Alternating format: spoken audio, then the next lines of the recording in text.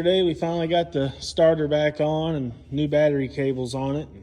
Fired it up, got it back indoors. It's been sitting outside for a couple months, a little too long. I just haven't had the time to mess with it. But that being said, today's a pretty nice day. I'm going to run down to a couple of these different fields and see how wet they are, and I might run that disc across about 20 acres.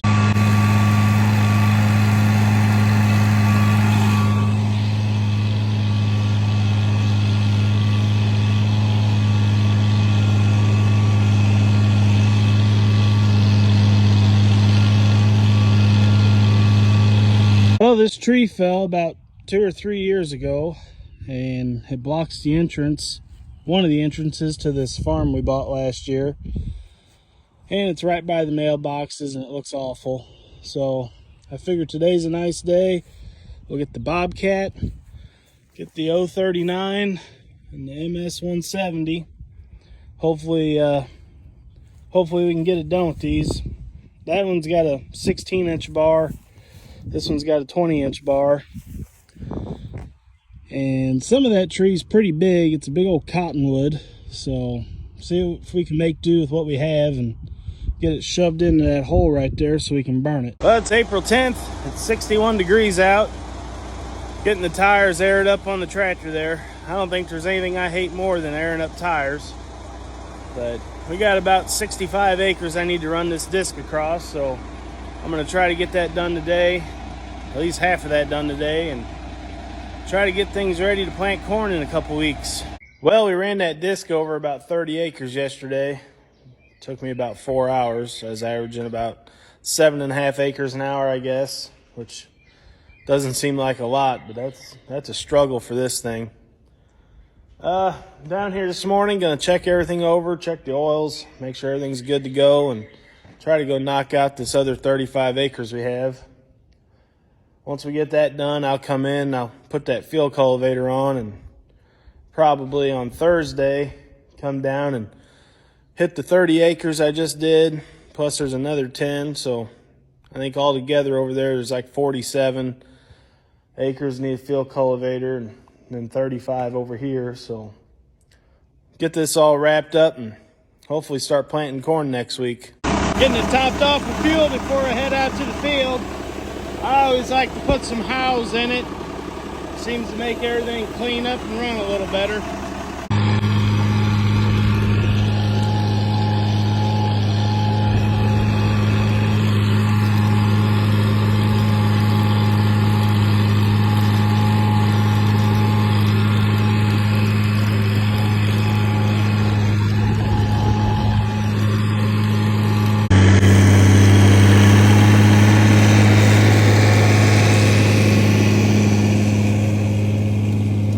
Yesterday I got that other 35 acres knocked out, and then we came back here in the shed and got everything parked, took the disc off, put the brush hog back away from last fall, got the combine moved, just shuffled everything around in the shed to make some room and to get everything indoors.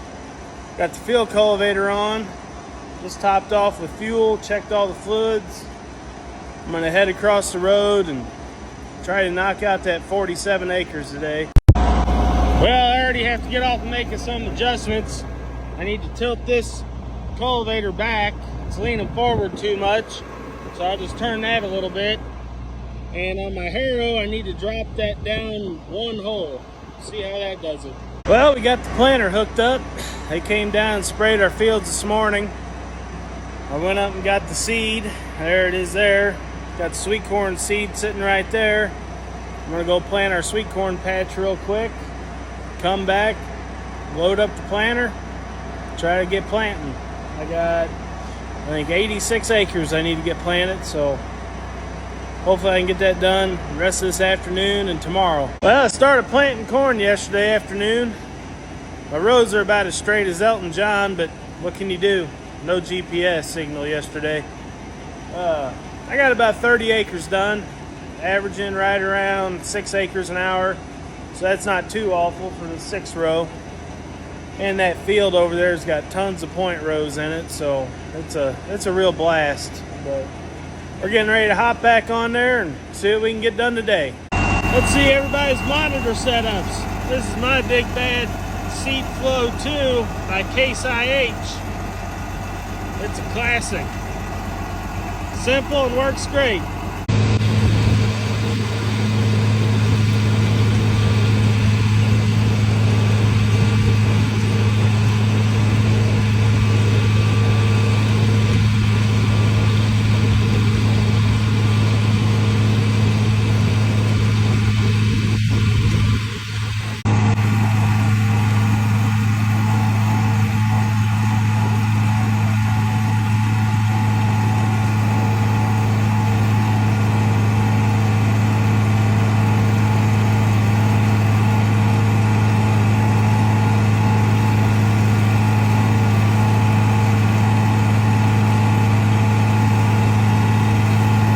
Well, I got the corn all planted, finished up Friday night, spent the last half an hour planting in the dark, which is real exciting because I got factory lights on the 766, so you can see about 3 feet in front of you, if that. Took me Thursday evening and all day Friday to knock out them 85 acres, so it wasn't too bad, I don't think. And then it rained Saturday evening, and then it got real cold Sunday and real windy yesterday and cold. And today it's finally a nice day again. So cleaning out the shop up the road and finding something to do, you know. Figuring about 2 weeks we'll be out there planting soybeans. So gotta get the planter switched over. Don't take much to do that. I had to put a new solenoid on the 300 here. Pulled it out the other day and then it wouldn't start again. So ran over to O'Reilly's this morning and got a new solenoid. On this, my dad converted it all over to have a Ford solenoid when he did the 12-volt conversion, so everybody keeps them in stock. Still runs pretty good. It could use a tune-up. It's a little rough around the edges, but maybe this winter, this fall, this summer, I don't know, sometime. Maybe I'll get some stuff, tune it up, and do a HEI conversion on it and get rid of the points. That'd probably help it out a lot. That's a good old tractor. Don't ever plan on getting rid of it. My great-grandpa bought this brand new in 1955. Well, today I'm down here in the machine shed. I'm going to get the corn cleaned out of the planter. We finished that a couple weeks ago. I'm going to get this thing switched over for beans. It's really simple to do that. I'll kind of show you along the way. There's only about 3 steps, I think. So I'm going to get the corn drained out of here right now. To empty this planter, it's really simple. Pull this out so none of your seed falls out.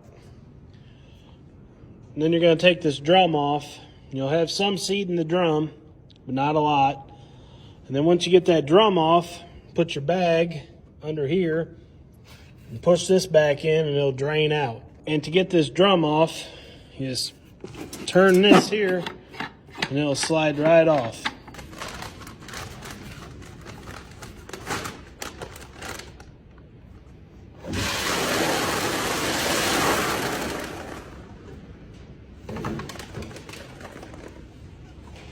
So now the drum's off.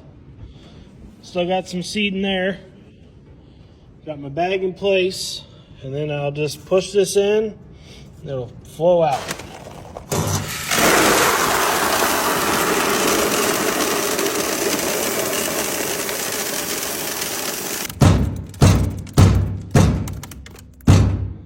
Then you take your leftover corn seed, you put it in your old fertilizer box, save it for next year. The next step before you can put your bean drum on is this brush. It's got to be tied down for beans, up for corn. And it's super technical. You have to pull it down, put this hook over it, and that keeps it tied down. The next step is to dig your bean drum out of all your empty hydraulic oil buckets. Also, before you put your drum on, you need to get some black spray paint and paint this all up nice and good looking. And now that you got your bean drum on, you need to take the rubber bands off of the corn drum so you can block off rows 7 and 8. Once the rubber bands are on, now you can go around back and start switching some gears up. to get the population set. And I guess toss that over in the trash pile. Now, to get the population set, open up your old fertilizer box and get the book out for the planter so you can read through that, figure out what you need to use. And then open up the other one and dig out your different gears here. And one more. Once you get your book opened up to the right page, over here on the left side, it'll tell you which gears you need to use. But this planter will plant from 94,773 per acre to 744,989 per acre. We are looking to be around 140,000. I have the planter currently set at 32,280. So we're probably going to set it right there at 140,974. And if you come over, it means I need a 20, a 32, 28, and a 34. So this is where I get confused sometimes, because it's not exactly hard, but it gets a little confusing. But up front is your driver. This is your driven. And on this side, this is your driver, and up front is your driven. So up front is either going to be 32 teeth or a 20 tooth. It's already on the 20. That's what I need. Back here, I need to switch this out for a 32. So it's pretty simple to swap out these sprockets. Loosen up your chain over here. Get that chain loose. All right. And then you just pull this keeper off. Slide the washer off. Slide the spacer off. Take the chain.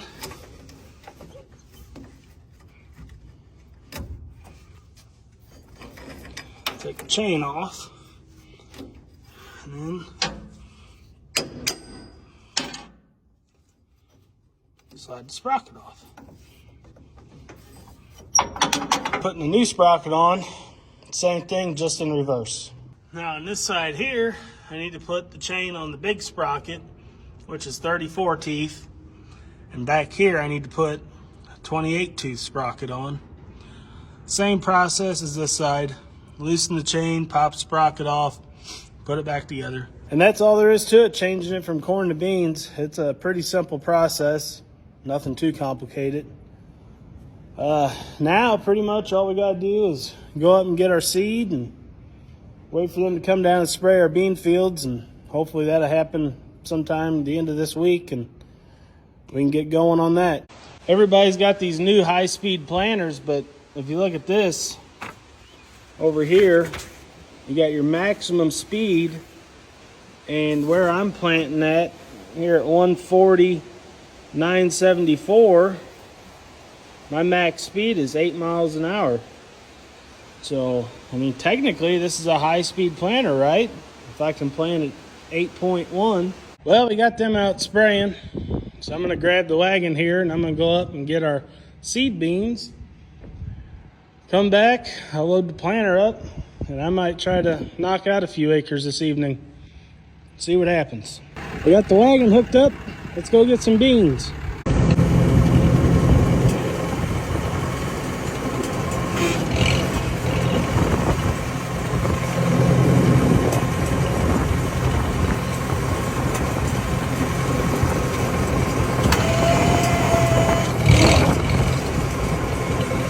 Well, yesterday evening I started planting soybeans.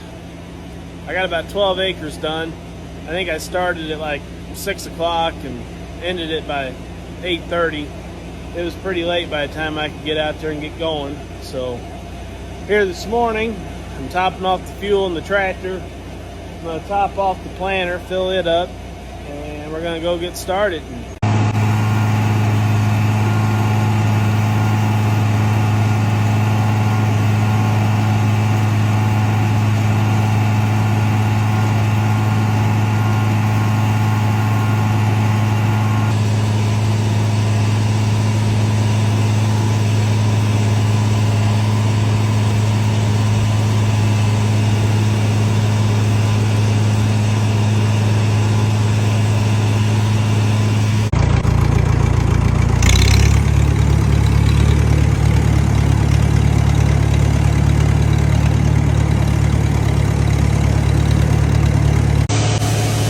how the old girl earns her keep around here.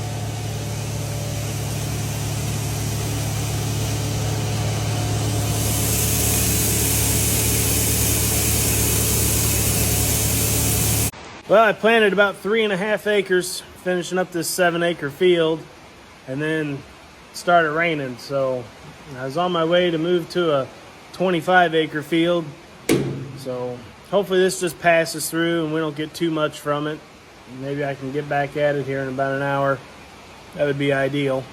Well, yesterday was kind of a slow day. I'm trying to plant between rain showers, and I had to call it quits early to go to an event. So I'm back down here today, and it's supposed to be the same way, showers off and on. But I don't have but maybe 12, 14 acres left, so we're going to get out there and try to get that knocked out real quick.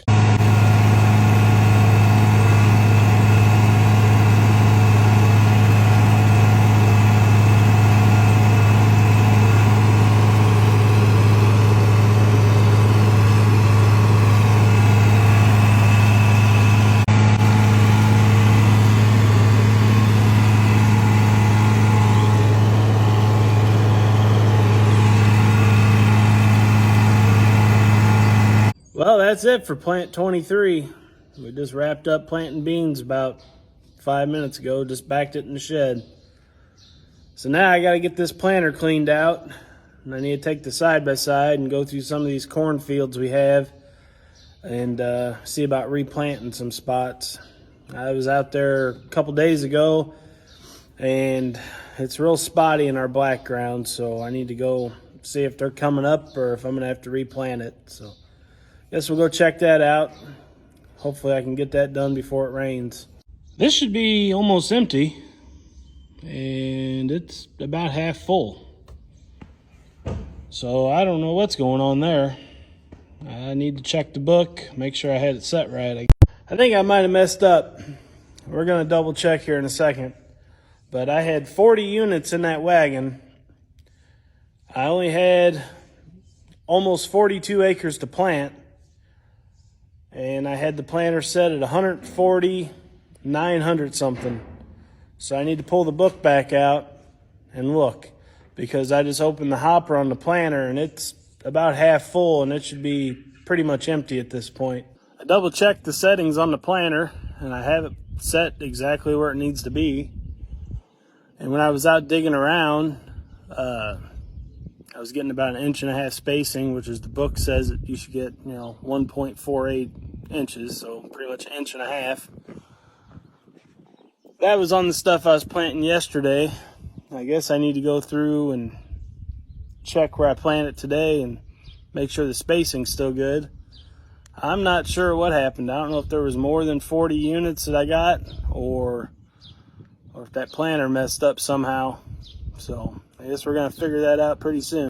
We bought this 6x10 trailer last week so I can pull the lawnmower around down here. I'm going to be pulling it with this. Don't mind the missing side panel. I got ripped off by a tree. But I'm going to be pulling it with the side-by-side. Just makes it a lot easier running from the farm to the house and a couple other places I mow. So today I'm going to be putting this trailer plug on there so I can at least have tail lights and brake lights. I'm not real concerned about turn signals. In order for that to happen, I've got this plug here, and that this comes unplugged, and then that plugs in, and then I can wire my trailer plug to this, so that way I'm not cutting and splicing anything. Well, I popped the fuse for the taillights, and K&N decided it'd be a good idea just to make that paper so you can hardly read it after it gets wet. So now I'm trying to figure out which fuse is for the taillights.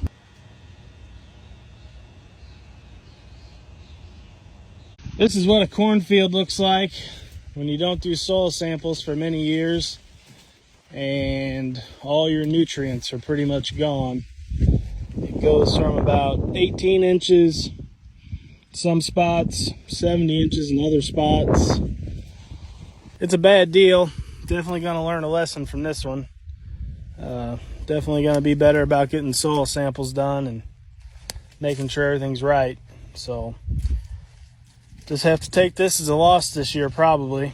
See what it'll produce and go from there. I planted all this on April 14th. Thought I was doing good, getting it in early and going to have a good corn crop this year. And between the soil not being right and the drought, it's not looking like a good year. So lesson learned on some of that. This is our graveyard. It's called Perkison Cemetery. So this cemetery is surrounded by a cornfield. That's our property. And right across the road, back over there, is where the main farm is. That's where the machine shed is. That's where the house is, the shop, everything. This is Anderson Perkison. He died in 1861, I believe that says. He was the first one here on this farm. That was probably in the 1830s.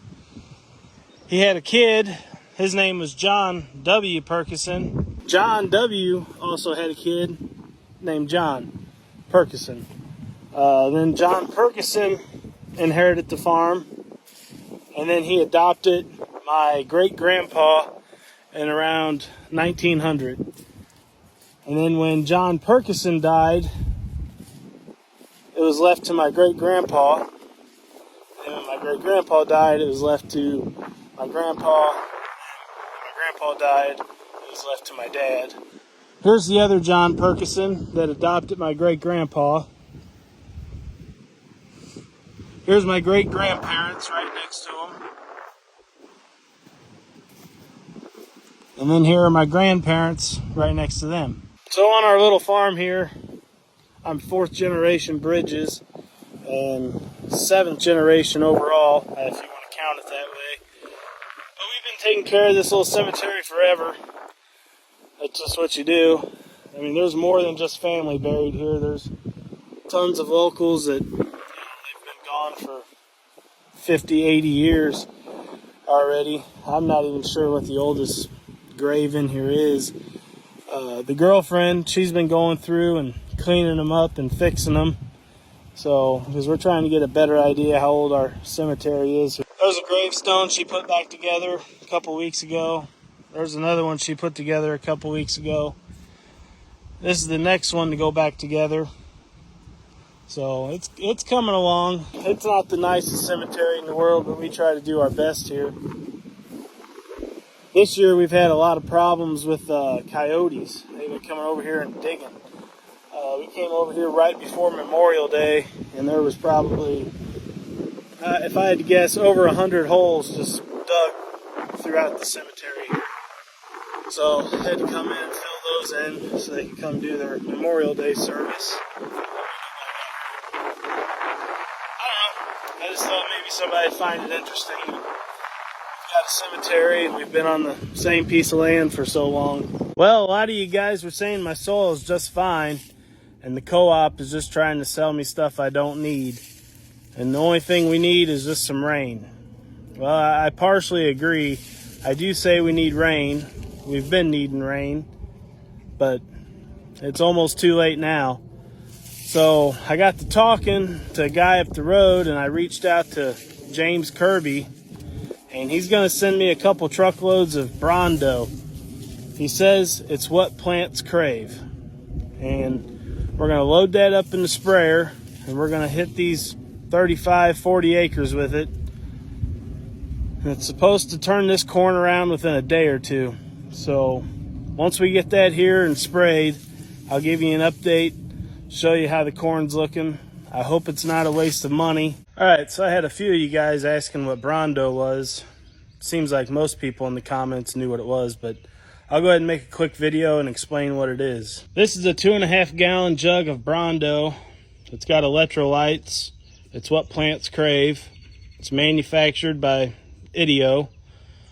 And on the back, it tells you the usage, the application rate. You can pause it. I'm not going to continue to read all that.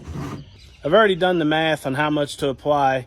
I did that off camera to save some time, and I'll show you right here. We're going to go with cost. It's 88 cents per gallon. I have 36 acres, and my corn is planted at 32,280. According to the jug, you have to plant 1 ounce per plant. So that gives me a total of 9,079 gallons needed. Brings me to a total cost of $7,989, and that's $222 per acre. Okay, I sell my corn out of the field, so October's showing $4.82 a bushel. This is supposed to give me a minimum of a 60 bushel per acre jump. So, with that being said, if you take 482 times 60 times the 36 acres, that'll give me $289 per acre. With a total return, after you subtract that number from that number, I will make $2,422. I'm kind of unsure about this stuff, but James Kirby assures me it will work. So who am I to deny him? He knows it, so we're going to go ahead and try it. Got it sitting right here. The majority of it's going to come in on tanker trucks, but I wanted a jug of it myself just to kind of read it and see what it's about and to show to you guys. I just came over to my sweet corn patch. Don't mind how weedy it is, but it looks like something or someone has been in it. There's corn stalks and corn cobs on the ground and stalks laid over. Corn cobs completely eaten off. I don't know, maybe raccoons. That one, the whole plant got pulled out. It's like that all the way down here. I don't know what the heck. Yeah, look at this one. I don't know if it's deer or raccoons. Well, we're going to put some Brawndo in the sprayer in the back of the side-by-side. I'm going to try spraying it on the garden and see what happens.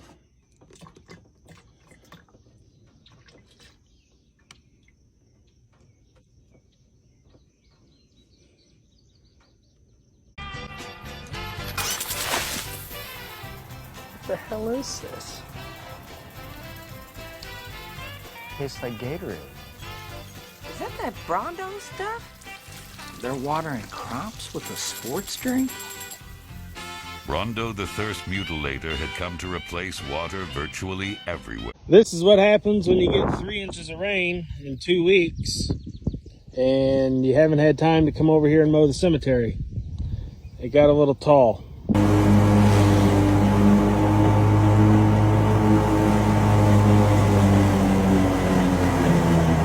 Well, after 2 hours of mowing, I'd say it looks pretty good. Well, after spending almost 14 hours in a truck today, running down to Memphis and back, I got to get the trailer hooked up, grab the mower, and I have to go mow a customer's yard real quick. All right, we got the trailer hooked up and the gate down. Let's get the mower. Check the oil real quick, make sure it's got some gas, and we'll be good to go. Got the mower loaded up. I'm gonna go grab the weed eater and blower and get this done. So this year, trucking was kind of slow, and I decided to start a little mowing business on the side. And I'm hoping next year that I'll be doing more mowing and less trucking. I'm not a big fan of truck driving anymore, so we'll see how that goes.